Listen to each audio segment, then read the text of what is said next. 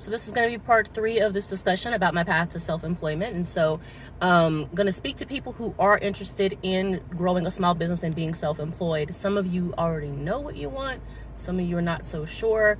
But this will just be some information on kind of what to prepare for. So the big thing is knowing that every dollar that comes in is up to you and your commitment.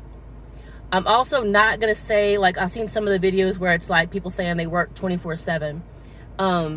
You can still set boundaries for yourself, you know, because the reason why people end up working where they never stop working when they're self-employed is because they're horrible bosses to themselves.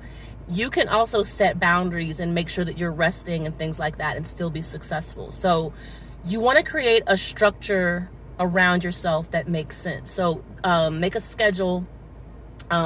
Realize that you are going to have to be adaptable, because even though I make a schedule, there's sometimes I do have to make accommodations.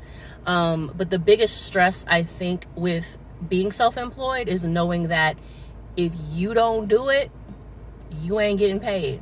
If you don't make the effort, if you don't do it right, if you don't execute, you ain't getting paid. And if you end up having employees, because I do have a couple of employees now, they don't get paid if you can't bring in the clients and keep people happy.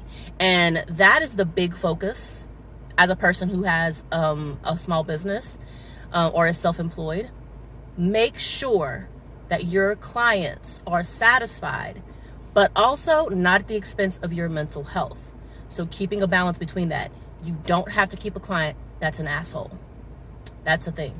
But you do want to make sure that you're doing quality work and that you're keeping them happy, because that's your bread and butter. That is your everything for your business.